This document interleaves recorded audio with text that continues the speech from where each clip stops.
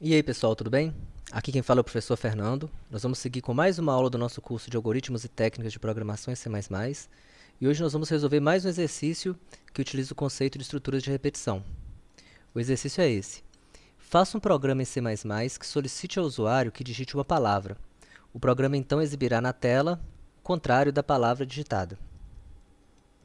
Então a questão diz pra gente, pessoal. O usuário vai digitar uma palavra, então digamos que seja a palavra Fernando, certo? Por ser uma palavra, vai ser armazenada numa string terminada em null, certo? Uma variável em que cada posição da palavra, né, cada letra, cada caractere da palavra digitada vai ser armazenado em um índice da minha string. Então, posição 0, posição 1, posição 2, até lá na frente. No caso, Fernando tem 8 letras. Esse caractere aqui, ele vai ficar na posição 7, certo? Posição 0 até a posição 7. E o programa vai ter que exibir na tela para mim os caracteres de trás para frente. Nesse caso, a saída do programa seria o texto ao contrário. Então, ó, D, N, A, N, R, E e um F. Tá? Então, o programa, eu digito uma variável, digamos que essa variável se chama P, certo? E o programa vai exibir esse texto ao contrário. Na prática, como que isso vai ser feito? A gente tem que observar que quando o usuário digita uma palavra, como eu falei no início, cada caractere está em um índice dessa palavra. O F está no índice 0, o E está no índice 1, esse O aqui está no índice 7. E vai bastar para mim o seguinte, quando o usuário digitou, eu vou ter que mostrar os valores de trás para frente, a começar do índice 7. Tá? Então, a ideia vai ser, o usuário digita uma palavra. Depois eu vou fazer uma repetição em que uma variável i, vamos pensar que a variável i vai ser uma variável que vai começar em 7 e ela vai chegando até 0. Tá? Então, eu vou criar uma variável i que ela começa em 7 e vai chegando até 0. O objetivo dessa minha variável i vai ser variar conforme os índices da minha palavra. Ela começa de 7, vai chegar até 0. Começa de 7 com a palavra Fernando, tá, pessoal? Se tivéssemos uma palavra maior, o i iria começar no número maior. Se tivéssemos uma palavra menor, o i iria começar com valor menor. O i vai começar na posição do último caractere. A palavra Fernando, ela tem 8 letras, certo? E o último caractere está na posição 7. Então, a gente acaba percebendo o quê? Que se a palavra tem 20 letras, o último caractere vai estar na posição 19, no índice 19. O i vai começar com o tamanho da palavra menos 1. 8 menos 1 dá 7 e começa com tamanho menos 1. Eu vou iniciar o meu i com tamanho menos 1. Ele vai repetir enquanto for maior ou igual a 0 e vai diminuindo, né? Ele vai chegar até 0. E a cada iteração eu vou exibindo o caractere que está na posição i. Então, da primeira vez eu vou exibir o i diminui. Depois eu vou mostrar o d, porque o d está na posição 6, o i diminui. Depois eu vou mostrar o n, porque o n está na posição 5, o i diminui. E por aí vai. Eu vou repetindo, diminuindo o i, até que o i seja 0. Quando o i for 0, eu vou mostrar o caractere que está na posição 0. No caso, o caractere f. Então, é essa lógica que nós vamos usar. O usuário digita uma palavra, depois eu começo o i com tamanho menos 1 e vou diminuindo o i até 0, mostrando cada caractere da palavra P. Vamos lá, vamos começar a escrever esse código.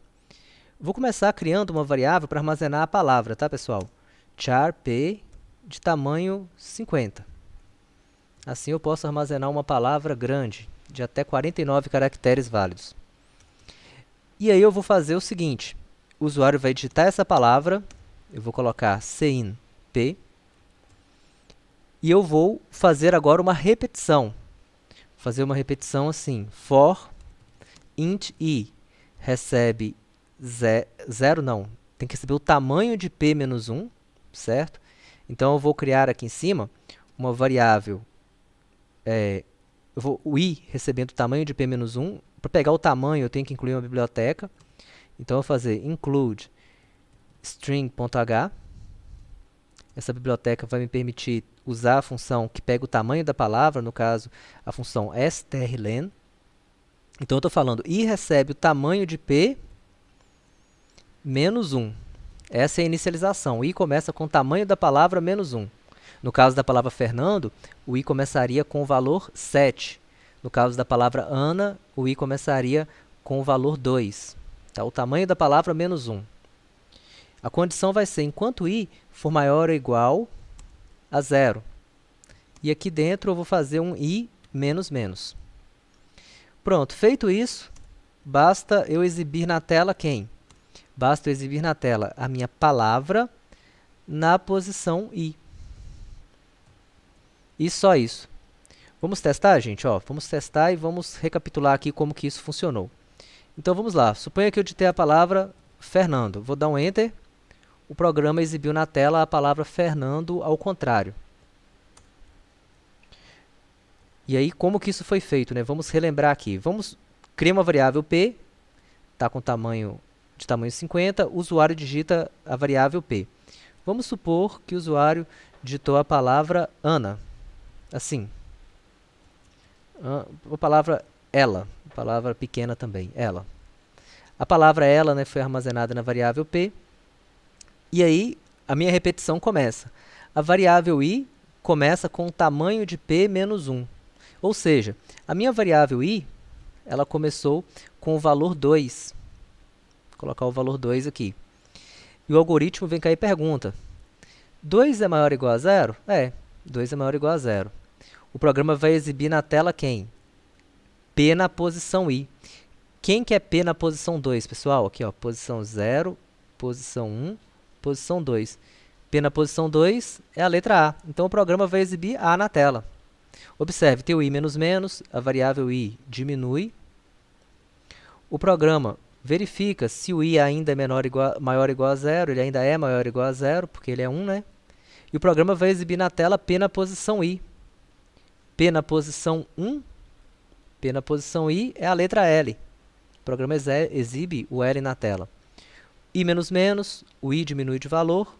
O i que era 1 passa a ser 0.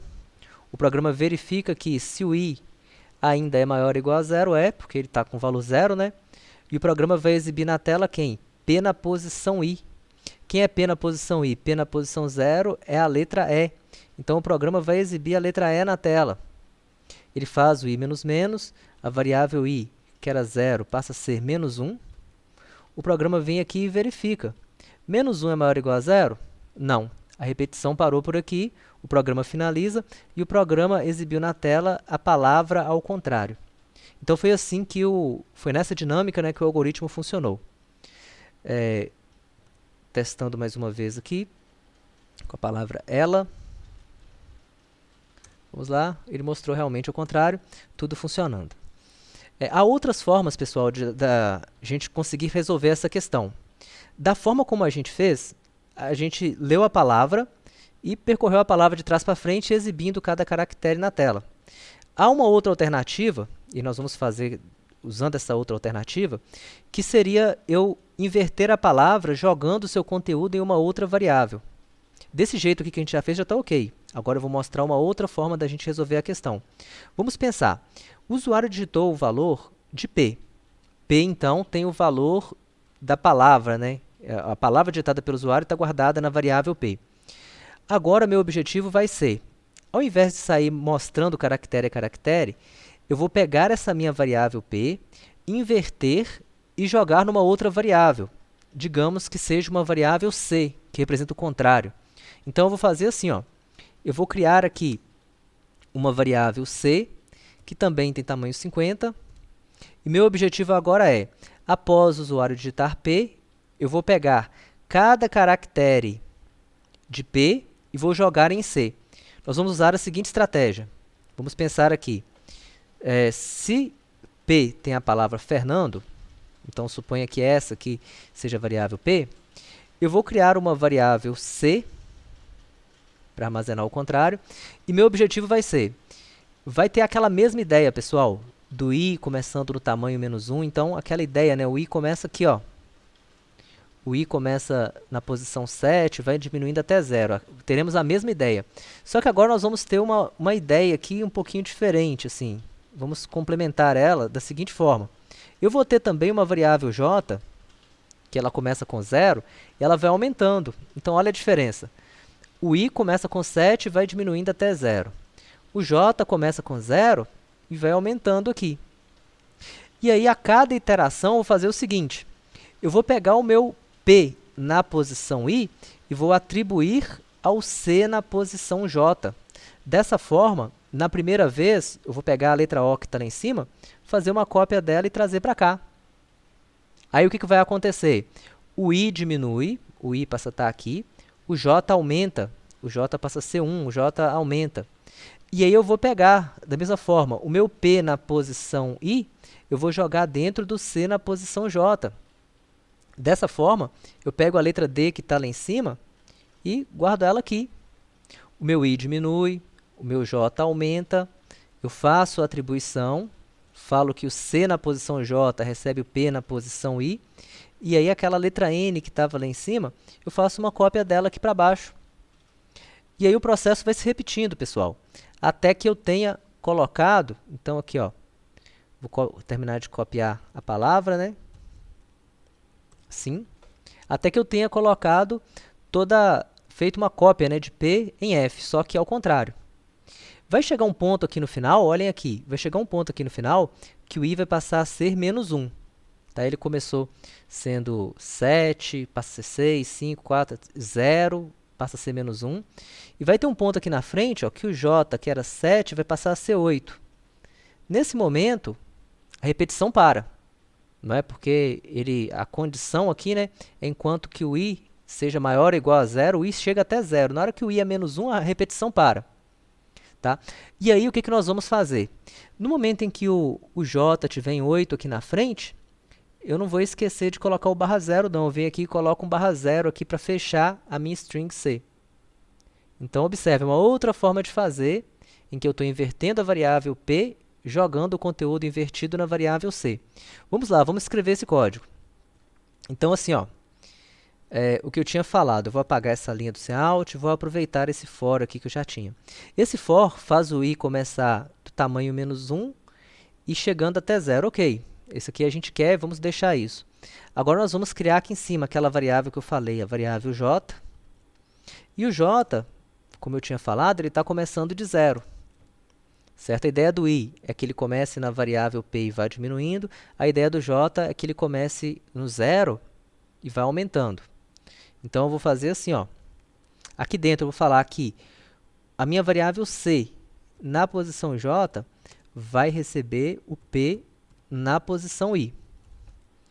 O I menos menos já acontece aqui automaticamente no passo iterativo da minha repetição. Então, aqui dentro da minha repetição, eu vou colocar apenas um J++, que aí a cada vez que essa repetição for executada, a cada iteração, ele vai fazer automaticamente a diminuição do I e o aumento do J. Isso vai gerar aquele mesmo resultado que eu tinha mostrado no desenho que eu fiz aqui no início para vocês. E aí vamos testar esse código. Ele está quase certo, né, mas vamos testá-lo. Aliás, antes de vamos testar esse código, vamos lá, escrever a palavra Fernando, dá um Enter. E olha aqui, tá, ficou faltando, né, o mostrar no final. O programa não exibiu nada na tela porque eu não dei o comando de cout para exibir a variável C, né? Vamos chegar aqui, vamos dar um cout para exibir a variável C. E antes disso, eu esqueci aqui também de, como eu tinha falado, após fazer a inversão da variável, eu não posso esquecer de colocar o barra 0 no final. No final da repetição, se eu digitar a palavra Fernando, a variável j vai estar com o valor 8. E é nessa posição j, é nessa posição 8, que eu vou colocar um barra 0 para indicar o término, né, da minha string. Não poderia esquecer disso aqui não. Isso aqui fora da repetição, né, porque eu vou fazer uma vez só depois que a palavra foi totalmente invertida. Ela foi invertida, eu inverto a palavra, coloco um barra 0 no finalzinho dela e exibo a palavra invertida ao final. Então, eu vou pressionar F11. Aqui vou digitar a palavra Fernando. E ele inverteu a palavra, tudo ok. Se eu tivesse esquecido, às vezes acontece de eu não fazer essa linha aqui, esquecer de colocar esse barra 0 no final, e eu vou testar o meu programa, por exemplo, Fernando, e aí, olha o que aconteceu, gente. O programa exibiu a palavra ao contrário, mas no meu caso, no meu computador, ele ainda exibiu esses 3 caracteres aqui a mais, ó. E assim, por que o computador exibiu essas coisas aqui a mais? Simplesmente pelo fato de que na memória do computador, no meu computador agora, nesse momento, a minha variável c tinha um tanto de caracteres depois da posição, aqui é a posição 7, né? Então aqui na posição 8 ele já tinha uma letra U, na posição 9 ele tinha esse caractere, na posição 10 ele tinha esse caractere, e só na posição 11 que ele tinha um /0. Então ele tinha um /0 só aqui, ó. Eu deveria o quê? Colocar um /0 nessa posição aqui que eu estou marcando de azul, ó.